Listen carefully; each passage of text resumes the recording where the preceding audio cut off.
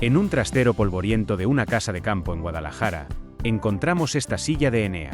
Olvidada, rota, con las patas tambaleantes y el asiento hundido, parecía no tener más utilidad. Pero bastó un vistazo más atento para darnos cuenta de que esta silla tenía historia. No era cualquier silla, era la del abuelo, la que ocupaba en las tardes de dominó y café. Su madera hablaba con grietas y su Enea gastada tenía el dibujo del tiempo. Este objeto sencillo fue testigo de miles de conversaciones, comidas familiares y risas de niños. Y aunque hoy solo parece un trasto viejo, en su silencio guarda todo eso. Nos propusimos devolverle la dignidad, no como adorno, sino como lo que fue, parte viva de un hogar. Acompáñanos paso a paso en este viaje donde no solo restauramos una silla, restauramos también una parte de nuestra memoria colectiva. Esta silla fue fabricada, probablemente, en los años 50. Se ve que es de las que se hacían a mano en talleres pequeños o incluso por el propio dueño de casa. La madera es maciza, de olmo o chopo, y el asiento es de Enea trenzada, una técnica tradicional usada desde hace siglos en España. Este tipo de sillas era muy común en comedores rurales, patios, cocinas e incluso en bares de pueblo. ¿Quién no ha visto una en casa de los abuelos? El desgaste en los travesaños nos dice que fue muy usada. En uno de ellos, encontramos incluso una muesca, quizá hecha sin querer por un cuchillo o al apoyar una herramienta. Cada señal es una pista de vida, de uso, de cariño. Esta no es una silla de diseño ni de marca, es una pieza de verdad, con alma, con valor emocional que trasciende lo puramente estético. Antes de meter manos a la obra, había que hacer una evaluación cuidadosa. La silla tenía daños evidentes. La estructura estaba floja, el asiento de Enea estaba hundido y casi deshecho, y la madera tenía rastros de carcoma. Además, el polvo incrustado mostraba que llevaba muchos años sin tocarse. Pero también vimos señales de esperanza. La madera no estaba podrida, y las uniones originales estaban casi todas intactas. Es decir, la silla no estaba perdida, solo necesitaba que alguien creyera en ella. También notamos que, a pesar del abandono, no tenía reparaciones chapuceras ni clavos modernos. Eso nos animó aún más. Íbamos a poder devolverla casi a su estado original, sin inventos, respetando los materiales de siempre. Este momento del diagnóstico es importante. No se trata solo de ver que está roto, sino de imaginar cómo puede volver a vivir y qué historia merece seguir contando. Empezamos desmontando la silla, con paciencia y sumo cuidado. No usamos herramientas eléctricas ni prisas, solo martillos de goma, formones y manos suaves. La clave era no forzar nada, para no romper lo que el tiempo había dejado aún firme. Quitamos el asiento de Enea, reseco y quebradizo, y lo guardamos como muestra del trenzado original. Luego desmontamos las patas, los travesaños y el respaldo. La madera crujía, como si recordara su forma por última vez antes del descanso. No tiramos ni un solo clavo viejo, ni una espiga, ni una astilla. Todo lo que salió de esa silla debía volver a ella. Desmontar no es destruir, es escuchar al objeto y preparar el camino para su renacer. Muchos dirían, es solo una silla, pero nosotros sabíamos que estábamos abriendo una cápsula del tiempo. Y cada pieza que soltábamos nos lo confirmaba más. Una vez desmontada, tocaba limpiar. Pero no se trataba de dejarla como nueva, sino de respetar su edad. Empezamos con brochas suaves para quitar el polvo, y luego fuimos usando lanas de acero muy finas con aceite de linaza para limpiar la madera sin dañarla. Salieron manchas, marcas, pero también apareció la belleza de las vetas. El color original, escondido por años de abandono, volvió a mostrarse. En algunas zonas, descubrimos restos de pintura blanca antigua. Quizá la pintaron para una celebración, una boda o una fiesta patronal. No la quitamos del todo. Dejamos pequeños rastros, como señales de lo vivido. Es importante entender que restaurar no es borrar el pasado, sino hacerlo visible otra vez. La madera no quiere ser joven, quiere ser cuidada. Y eso hicimos: cuidar, limpiar y devolverle la dignidad. Como quien lava el rostro de un anciano querido, sin ocultar las arrugas. La carcoma había hecho de las suyas. Pequeños agujeros en las patas traseras y cerca del respaldo nos avisaban de su presencia. Aplicamos un tratamiento específico con jeringuilla, directamente en cada orificio, y luego impregnamos toda la madera con un producto protector, respetuoso con los materiales antiguos. La dejamos envuelta en plástico durante varios días, para que hiciera efecto. Mientras esperábamos, pensábamos en todo lo que había aguantado esa silla: golpes, caídas, humedad. Y aún seguía en pie. El tratamiento no es solo una medida técnica, es un acto de amor. Es como llevar al médico a un ser querido. Porque si queremos que algo siga viviendo, hay que cuidarlo bien. Al terminar, la madera ya estaba libre de plagas, segura para volver a usarse y lista para continuar su historia. Proteger no es encerrar, es darle futuro a lo que amamos del pasado. No queríamos sustituir piezas originales. Preferimos siempre conservar lo auténtico, aunque tenga grietas. En este caso, una pata estaba parcialmente rajada. En lugar de cambiarla, usamos una técnica tradicional, encolado profundo con cola caliente y abrazado con una cuerda hasta secar. Funcionó. También reforzamos las uniones con espigas nuevas, hechas a mano del mismo tipo de madera. Nada de tornillo moderno. Queríamos que todo lo que se añadiera estuviera en armonía con el espíritu del mueble. Porque un mueble antiguo no necesita ser perfecto, necesita ser coherente con su edad. Esta parte del trabajo fue silenciosa, casi meditativa. Escuchábamos los sonidos del taller, el crujir de la madera al unirse otra vez. Era como reconstruir una rodilla o una cadera, devolver la funcionalidad sin borrar la experiencia vivida. Y poco a poco, la silla empezó a recuperar su forma y su fuerza. El asiento de Enea era irreparable, pero no íbamos a usar uno prefabricado. Decidimos trenzarlo desde cero, con Enea natural recogida de forma artesanal. Esta técnica se está perdiendo, pero todavía queda quien la recuerda. Nos sentamos con un artesano mayor de un pueblo cercano, que nos enseñó paso a paso cómo se hacía, como antes.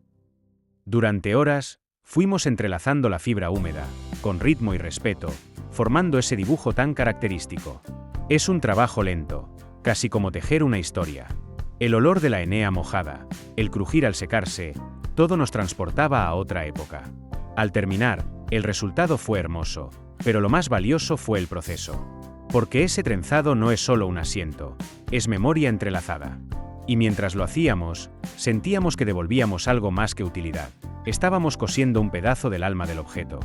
Con la estructura ya firme y el asiento terminado, llegó el momento de lijar. Pero no usamos máquinas ni lijas agresivas. Lijamos a mano, con papel fino y movimientos lentos. La idea no era borrar las marcas del tiempo, sino suavizarlas. Dejar que la historia siguiera ahí, pero sin astillas, sin bordes peligrosos. Algunas grietas se rellenaron con cera, otras se dejaron tal cual.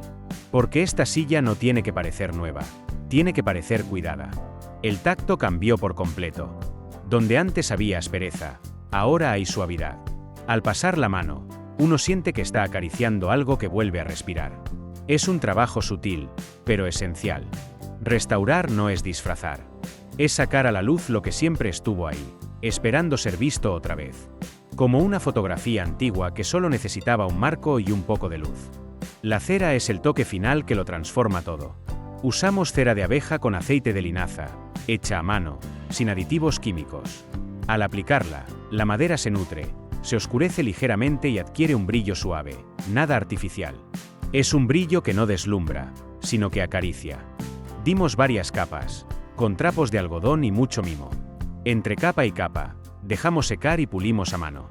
El olor que desprendía era una mezcla de taller antiguo y casa de campo. La cera no solo embellece, también protege de la humedad y el polvo. Pero sobre todo, da sensación de hogar.